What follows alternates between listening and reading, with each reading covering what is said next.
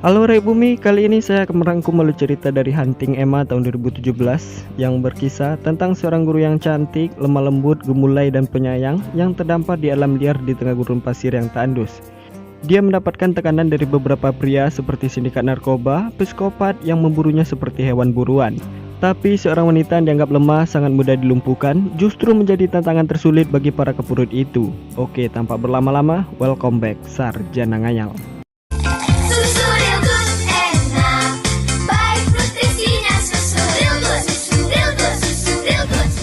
Kisah akan difokuskan kepada seorang guru PAUD yang bernama Emma. Berhubungan, ini adalah kelas terakhir Emma karena besok adalah libur pertengahan semester.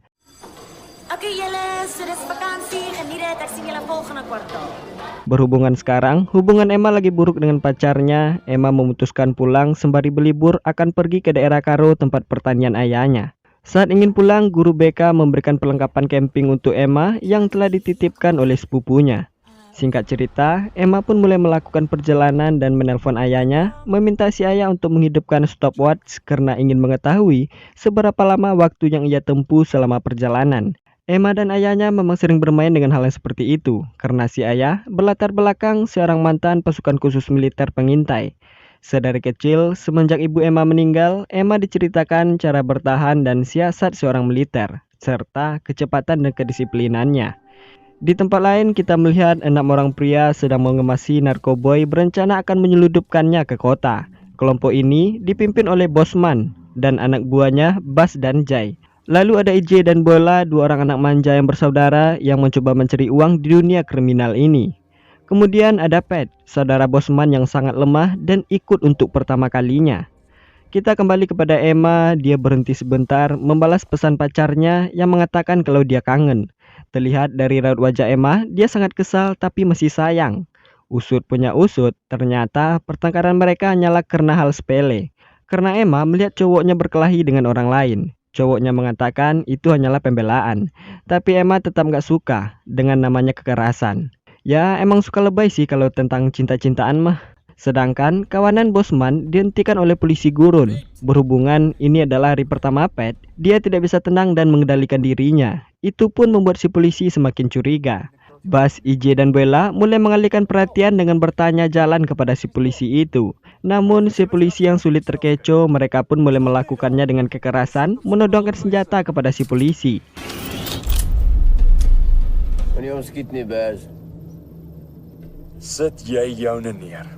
Lalu menyita lencana dan mobilnya, kemudian dia digiring memasuki satu lahan yang kosong.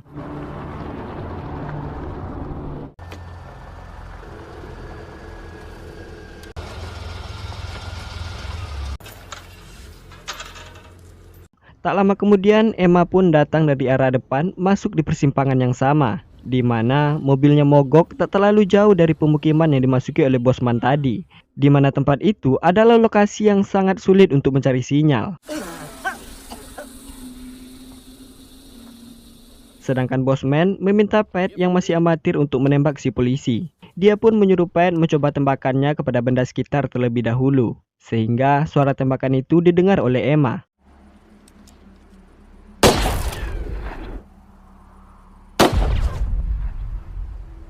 Emma yang menduga itu adalah orang berburu, dia pun mengambil botol, ingin meminta air untuk radiatornya. Terjadi sedikit perbedaan pendapat antara orang-orang Bosman untuk membunuh si polisi itu.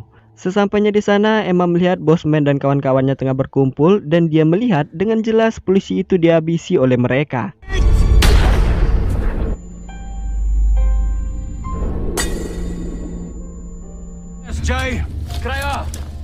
Pecahan beling dari botol Emma yang terjatuh membuat orang-orang itu menyadari keberadaannya. Emma pun berlari cepat mungkin, namun dia berhasil ditangkap oleh Jay dan Bess. Setelah memastikan Emma-nya sendirian, mereka pun melakukan undian dan boleh ditunjuk untuk melakukan cikidi papau kepada Emma, sekaligus membunuhnya setelah itu.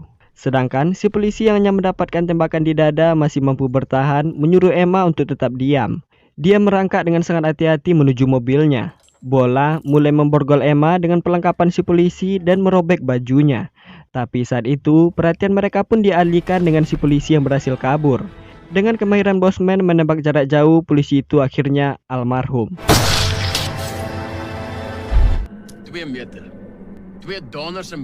Sedangkan Emma sendirian berusaha menggapai rencana polisi dan dia berhasil menemukan kunci dan membuka borgolnya. Emma pun mengambil pisau bola yang terjatuh, secepat mungkin dia menuju mobilnya. Dia mengambil perlengkapan camping di dalam bagasi mobilnya. Bosman dan kawan-kawan yang sampai di sana, dia merasa kesal kepada anggotanya yang lalai. Sedangkan si Emma telah sampai di tepi tebing, terlihat sangat bingung apa yang harus ia lakukan. Sementara barang yang bisa dipakai dari dalam kerelnya hanyalah botol minuman dan sebuah kapur untuk menghilangkan racun. Sedangkan si ayah sudah mulai cemas menunggu Emma yang tak kunjung datang. Bosman memutuskan untuk berpencar. Si Jay memeriksa identitas Emma yang tertinggal di mobilnya.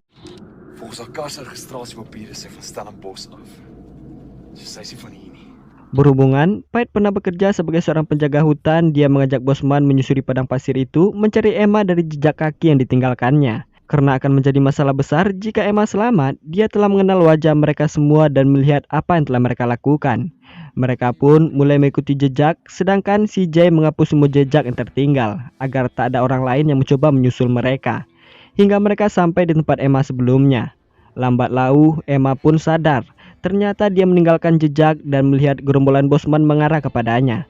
Emma pun punya ide membuat 3 jejak menuju arah yang berbeda. Itu semua berhasil membuat Pait sebagai seorang pelacak kebingungan. Akhirnya mereka memutuskan membagi kelompok menjadi 3 kubu. Mereka pun harus bergegas cepat mungkin karena mereka tak punya persediaan air menyusuri padang pasir yang tandus ini. Di tempat lain saat ini, satu mobil melintas berhenti di lokasi mobil Emma sebelumnya. Setelah melihat identitas Emma yang berada di dalam mobil, ternyata pria tua yang menuju jalan raya ini adalah orang yang masih mengenal Emma. Dia pun berteriak-teriak memanggil Emma yang tak kunjung menjawab. Emma! Emma! Emma! Akhirnya dia mencari lokasi bersinyal untuk menelpon ayahnya. Waar het jy hom gesien? Uit op die Bokpoortpad, so 20 km van die teer af. Singkat cerita, Emma saat ini telah menemukan baskom besar yang berisi air. Untuk menjaga kewaspadaannya dari air yang terkontaminasi, Emma pun mensterilkan airnya dengan kapur khusus. Tak lama kemudian, Buela dan IJ yang bergerak menuju jejak utama melihat Emma dari kejauhan. Terjadi sedikit cekcok antara dua bersaudara itu. Si IJ lebih memilih melapor kepada yang lain, sedangkan si Bola lebih memilih untuk bersenang-senang terlebih dahulu. Singkat cerita, di tempat lain, si ayah sudah sampai di lokasi mobil Emma. Setelah melihat mobil Emma dan lokasi sekitar, si ayah mengetahui kalau jalan ini telah disapu oleh seseorang. Mani, pria tua yang telah menelpon pun bertanya, untuk apa dan siapa yang telah melakukannya. Setelah melihat jejak kaki yang ada di luar jalan, si ayah pun bisa menebak. Kemungkinan ada 5 atau 6 orang yang sedang mengejar Emma. 5, dalk 6 months. Tapi yang paling menarik dari si ayah adalah dia tidak merasa cemas sedikit pun, di mana dia sangat yakin Emma yang diajarkan bela diri dari kecil pasti akan mampu melakukan perlawanan saat ia terpojok. Dia mengatakan Emma pasti akan mengingat tempat ini. Tapi ada satu kelemahan Emma, yaitu tak terlalu baik dalam menembak.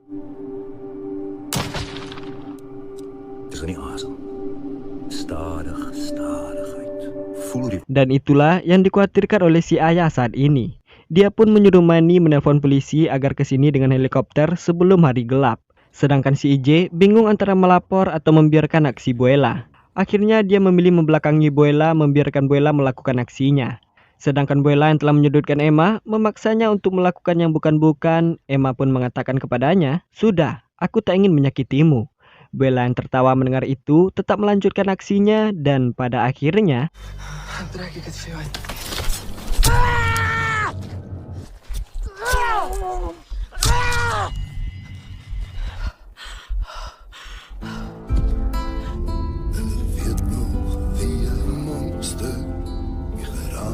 Emma pun menusuknya hingga tewas.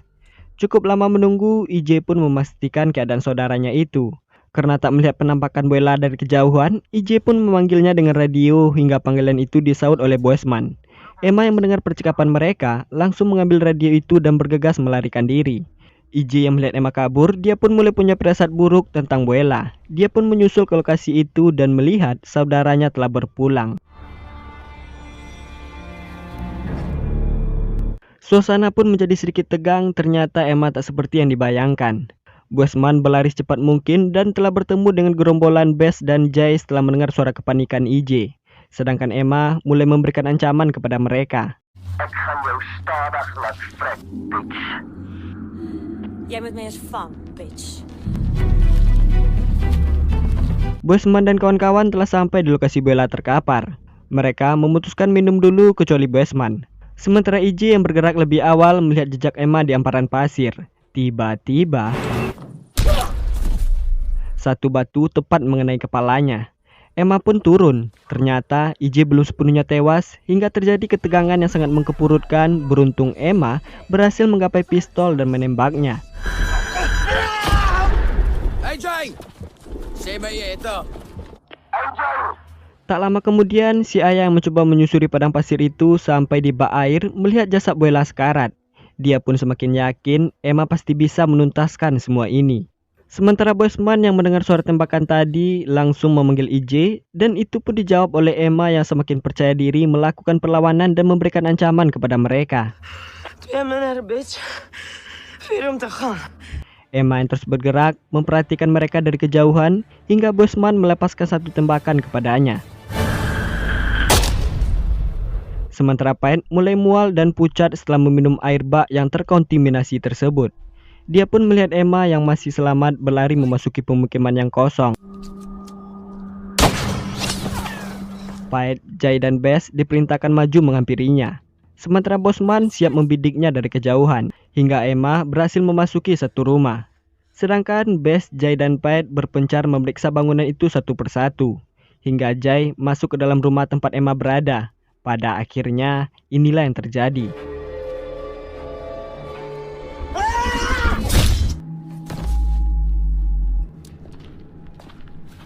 Musuh pun semakin berkurang. Di tengah upaya Emma sedang berusaha saat ini, si ayah pun memutuskan kembali pulang menunggu kepulangan Emma. Si Payne mendekati bangunan yang sama mencari si Jay, hingga Emma berhasil menangkapnya. Di sana Payne memohon kepada Emma agar tak membunuhnya dan melepaskannya. Emma yang sebenarnya tak menyukai kekerasan menyuruhnya lari, tapi Payne yang bego malah berteriak tentang keberadaan Emma, hingga satu pisau menancap di punggungnya.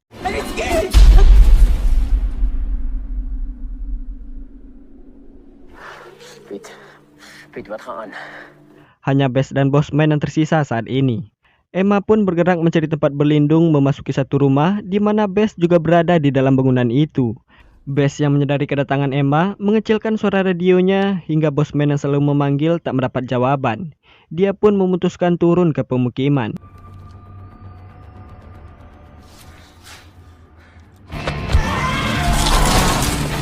Hingga perkelahian terjadi antara Bess dan Emma yang berhasil menancapkan kayu di dadanya. Setelah itu Emma pun mengejek Bess yang menodongkan senjata. Te bang om met 'n meisie te beklei. Merasa kejantanannya tak dihargai, terjadilah perkelahian tangan kosong hingga Bess tewas dengan sebuah penggosok usang.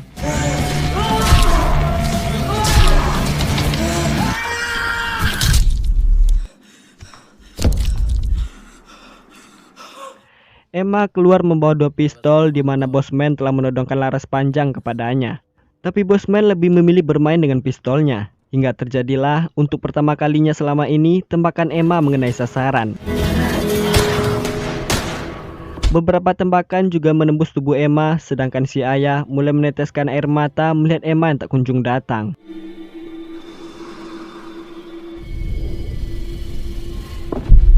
Tapi Emma masih mampu bertahan, berjalan pulang dihampiri si ayah yang menunggunya. Mereka pun berpelukan. Emma pun mengatakan dia telah belajar menembak hari ini. Einde net weer skiet vandag. Dis hoogtyd. Singkat cerita di ending, Emma di rumah sakit SMS pacarnya ingin meminta maaf karena sekarang dia telah mengerti terkadang sebagian orang melakukan kekerasan karena memang harus dan membela diri. Dan cerita pun berakhir.